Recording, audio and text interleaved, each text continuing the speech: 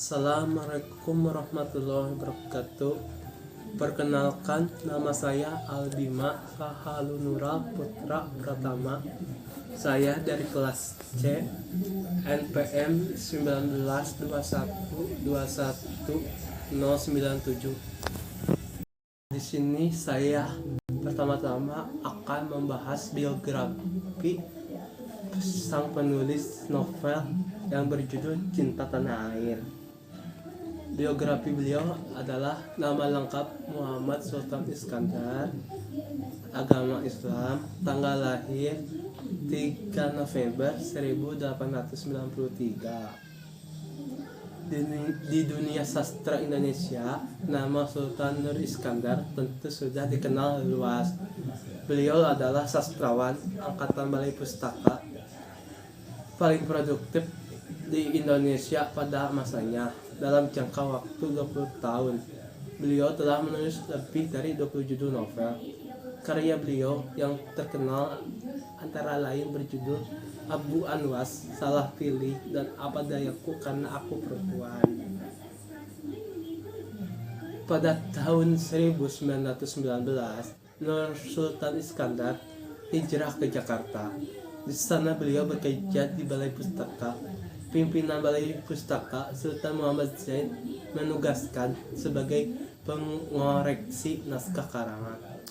Karena kecerdasannya, beliau kemudian berhasil lulus dari ujian Kelambenar pada tahun 1921, yaitu ujian khusus bagi orang Indo-Belanda yang pernah bertugas sebagai juru tulis di kantor pemerintah untuk dapat memperoleh jenjang jabatan yang lebih tinggi. Di tahun kemudian beliau juga mendapatkan ijazah dari Gemerdeburen Kurlus.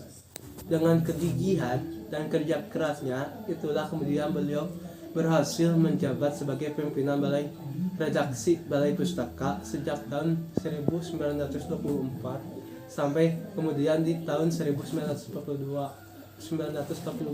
beliau diangkat sebagai kepala pengarang Balai Pustaka, jabatan terakhir yang diembannya hingga tahun 1945. Yang kedua, saya akan membahas biografi buku yang berjudul Cinta Tanah Air. Nama pengarang Nur Sultan Iskandar, penerbit Balai Pustaka, tahun terbitan 1998, tebal buku 0,9 cm, halaman 170.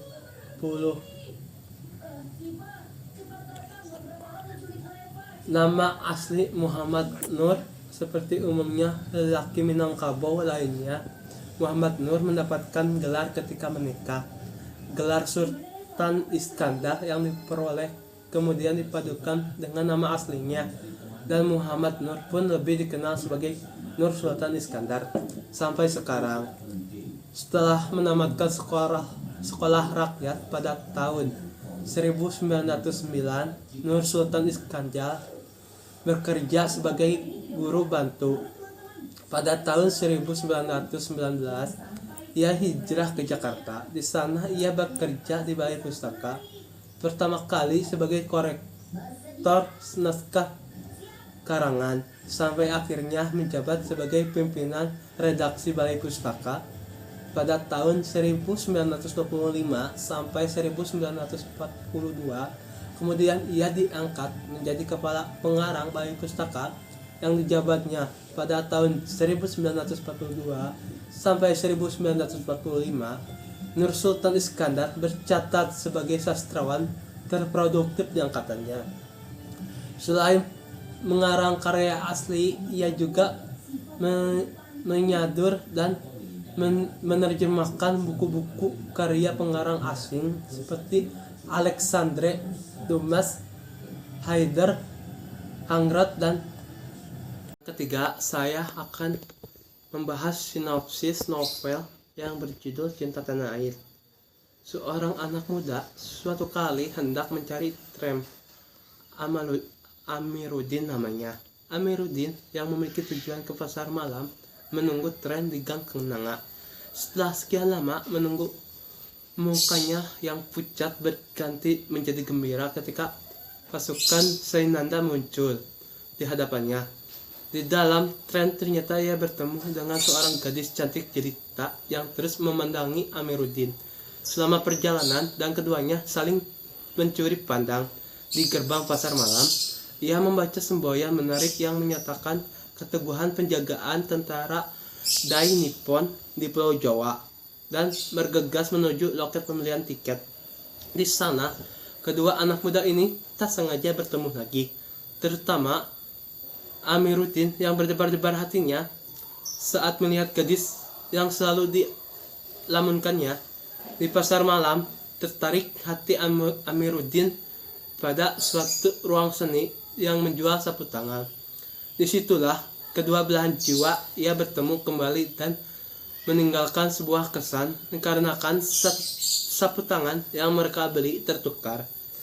Saat melihat-lihat pertunjukan di pasar malam, Amiruddin juga tak sengaja bertemu sahabat lamanya, Harjono.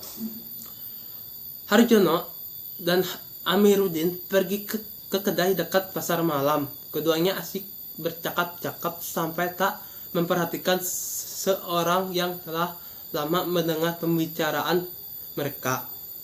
Mas Wendo menghampiri kedua sahabat itu dan betul dugaan terhadap Amiruddin, anak sahabat karibnya. Mas Wendo menanyakan kabar ayah Amiruddin, Engku Datuk Seri Marajo, dan ibunya Nyai Zubaidah. Mas Wendo juga meminta Amir untuk berkunjung ke rumahnya besok. Malam itu, Amir bermalam di penginapan Asia di Senen. Besoknya, Amir menepati janji untuk berkunjung ke rumah Mas Wendo di Bungur, Jakarta. Ia disambut oleh dua sahabat orang tuanya. Mas Wendo menceritakan ayah Amir yang mirip sekali seperti Amir mempunyai semangat mengabdi demi bangsa. Ia juga mengingat akan sahabat karirnya yang mengubahnya dari seorang pejudi menjadi seorang yang pengabdi bangsa dan negara. Percakapan yang berlangsung antara Amir dan kedua orang tua itu seperti anak dan orang tua. Sambil bercakap-cakap, pulanglah anak dari kedua orang tua itu yang kerap disapa Ruk. Ruk sebenarnya bernama Astilah. Perjumpaan Amir dan Astilah membuat Amir yang semakin berdebar hatinya memandangi gadis itu. Orang tua Astilah yang mulai curiga akan hubungan kedua anak muda itu. Setelah sekian lama orang tuanya lama-lama bercakap, Amir berpamitan untuk pulang ke rumah orang tuanya. Pulang ke rumah, Amir disambut oleh adiknya yang ceria menerima bungkusan kecil dari sahabat ibunya. Di kamar, Amir membaca surat dari Astilah yang membuat ia membayangkan wajahnya. Astilah dilukisnya sosok wanita dambahana sebagai rindu Amir pada Astilah. Amir bercerita pada ibunya akan sahabat lama ibunya. Keduanya disambut oleh kedatangan Mas Wendo dan istrinya, Nyai Subaidah, dan sahabat lamanya sangat asik bercerita.